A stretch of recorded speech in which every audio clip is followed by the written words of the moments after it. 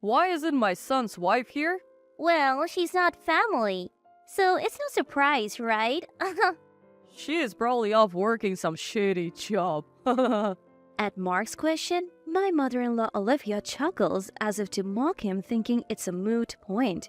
Following suit, Mark's son Johnson adds another comment and laughs gleefully. Surprised, Mark's eyes widen at the scene. Olivia explains to Mark the reason I'm not there, all while grinning. Hearing this, Mark's anger reaches its boiling point and a loud slap resonates through the hall. Mom! What are you doing? Olivia and Johnson have lost it. Mark shouts, filling the funeral home with his voice. I am Mia, a 40-year-old housewife married to Johnson for 15 years. Our marriage was happy in the beginning, but for the past few years, laughter has been scarce. The first 10 years were pure bliss. Olivia and I got along and my relationship with Johnson was good. But when I turned 35, tragedy struck. You have esophermia. Upon hearing the doctor's words, Johnson and I were speechless. 10 years of marriage and no children? Naturally, we were getting anxious. Was I the infertile one? So gathering courage, I convinced Johnson, and we both went to an infertility clinic. To our surprise, the issue was male infertility. We were too shocked to react. We discussed infertility treatment and future steps with the doctor but realized that due to costs, my age, and potential risks, it may not be safe. Still, we had to decide whether to proceed with treatment. Go home and discuss this thoroughly, the doctor advised. That night, Johnson and I decided against the treatment. We had already been married for 10 years. I was past 30. Considering the risk of pregnancy and childbirth, we chose not to proceed. I would rather not have kids if it means losing you, Johnson said, so we abandoned the treatment. However, I didn't notice it at the time, but I didn't realize what Johnson was really plotting. Time passed, and when I was 37, Johnson suddenly proposed that we live with his mother. Mom's mobility is limited and she's finding it hard to manage even simple household chores or shopping. Can we live together? I saw no reason to refuse. Our relationship with Olivia had been fine up until then. If it made Olivia's life easier, I wasn't complaining. But that's when the nightmare began. Mia, the seasoning in this dish is too strong. Is this how you always cook? It was the first day I took over dinner since we moved in. Upon tasting the soup, Olivia made a remark that left me frozen. Overall, it's too salty and soy sauce heavy. Then on the other hand, the chicken satay is incredibly sweet. Could Johnson's infertility be because of eating like this? I couldn't comprehend the barrage of words coming out of Olivia's mouth. What is she talking about? Why is she saying these things to me? Olivia suddenly changed and I couldn't hide my surprise. But that was just the beginning. The food is inedible. With that, Olivia started dumping the food I had made into the sink. She picked up everyone's plates and began tossing them in the trash one by one. I was so taken aback by her terrible behavior that I raised my voice. Mother-in-law, what are you doing?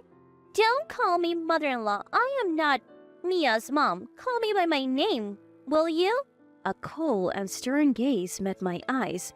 Her tone was icy, making me feel like I was less than human. Still can't believe my son is infertile. Are you sure it's not actually your fault? What? We showed you the medical reports. So what? You're saying it's my son's fault? You know how well I've taken care of Johnson and how nutritious his meals have been. That seemed to be the last straw for Olivia. She hurled a plate at me. The plate shattered on the floor, scattering pieces everywhere. I don't believe it. If Johnson can't have kids, it's because you have ruined his health. Could this really be happening? The words coming out of Olivia's mouth were unbelievable. Did I ruin Johnson? Was it my fault Johnson was unhealthy? Tears welled up in my eyes as I considered this. If you're going to cry and regret it, then take responsibility and look after our family. You ruined Johnson's life. So the least you can do is make up for it. Olivia sneered as she said this, then started cooking without cleaning up the mess. All the while, she kept complaining about her sore feet treating me like a servant. I couldn't bear this life any longer. That night, I decided to talk to Johnson. Mom said that? Stop kidding. She would never say something like that. Johnson dismissed me as he hung up his suit. Instead of listening to me, he acted like I was lying, but I pressed on. It's true. Olivia really did that to me. But Johnson sighed deeply before I could continue. Look, you agreed to live together. Just get along. Mom's been tough because she wants grandkids. Try to be more understanding. I'm busy with work and can't take care of this. With that, Johnson left the conversation and disappeared into the living room. There, Olivia and Johnson were talking behind my back. Not wanting to hear it, I retreated to the bedroom and cried into the night. And so, my hellish life began. Day after day, I felt like my dignity was being stripped away, even to the point of physical abuse. I had thought about divorce more times than I could count.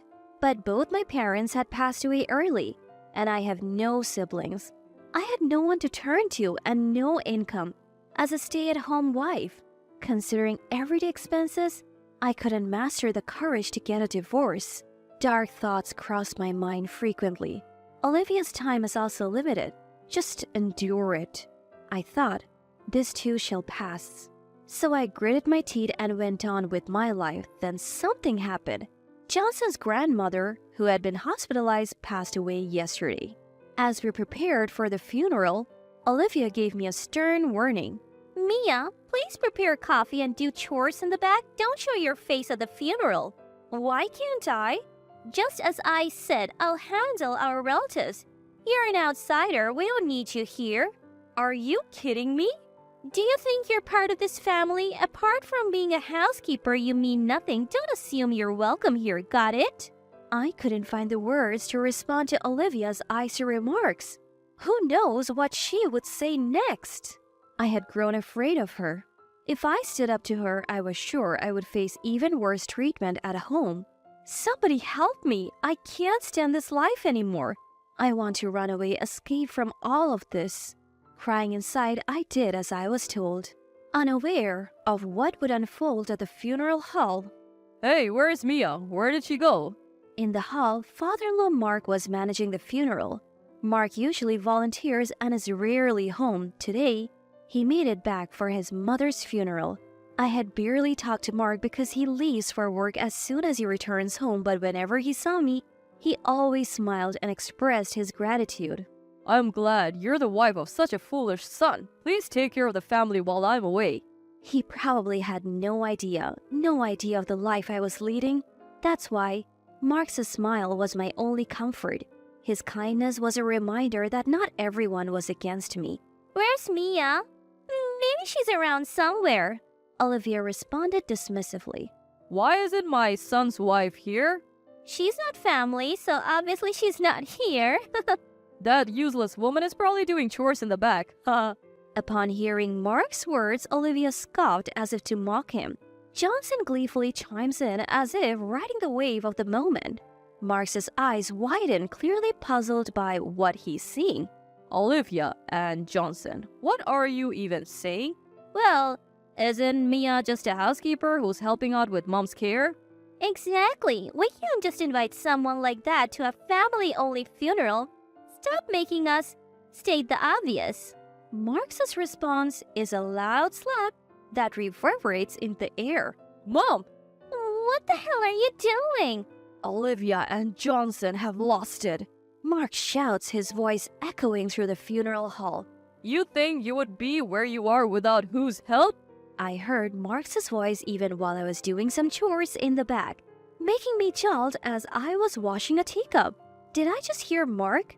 I contemplate going to the hall, but the words Mia said earlier make me hesitate. I don't want to get yelled at. Suddenly, the door bursts open. Startled, I let out a small shriek. An anxious staff member walks in. You're part of the family, right? Could you please help us settle a problem? What's going on? I don't know, just come to the hall. Apparently, there is no time to explain, so I am hastily escorted to the hall. As soon as we arrive, I see a few male relatives holding Mark back. Mark, what happened? Mia, why didn't you speak up? I rush over to Mark, who shakes off the men and grasps my shoulder. His grip is so strong that my body instinctively flinches. My body flinched, and before I knew it, I started trembling from fear. Mark, noticing my tremble, loosens his grip and looks at me with concern. Upon closer look, Mia, why do you look like that? Has Olivia and Johnson done something to you? Mark? Mark looks at me with concern, not the anger I had anticipated. I also look up in surprise, and his warm gaze makes my tense body relax a bit.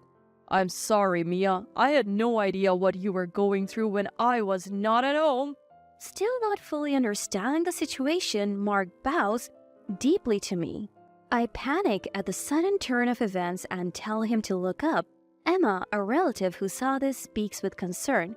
Mia, has Olivia and Johnson been bullying you all this time? How did you know? They just admitted it. They said they have been making you do chores. When I looked at Olivia, she was crouching on the ground holding her cheek. Johnson stood next to her looking concerned. So what happened? I was asking Olivia and Johnson why I didn't see you at the funeral. Then they started mocking you, calling you just a housekeeper. And then Ma got so mad that he slapped Olivia. I was surprised by Emma's awkward smile and turned my gaze towards Olivia's cheek. Her cheek was slightly red from the slap and she was covering it with one hand to hide the redness and pain. However, Mark was still glaring at Olivia and Johnson as if he wasn't done yet. What's the big deal? It's true. She came here to take care of me and she can't even handle the household chores. She's nothing but a nuisance. How can I call someone like that family? What do you mean, not family? What nuisance are you talking about? What has Mia ever done? Well, that's... She can't even cook properly, and she moved in to take care of Mom but causes her nothing but trouble. Johnson cut in, unable to watch anymore. However, that just made Mark even angrier. Johnson, has Olivia's cooking ever been good? How bad do you think it is? Mark's unexpected words froze the atmosphere. He continued, The food is terrible, the ironing is poor, and the cleaning is sloppy. The only thing I'm grateful for is that she gave birth to and raised Johnson. There is nothing else. Mark's explosive words wouldn't stop, as if he was venting decades of frustration.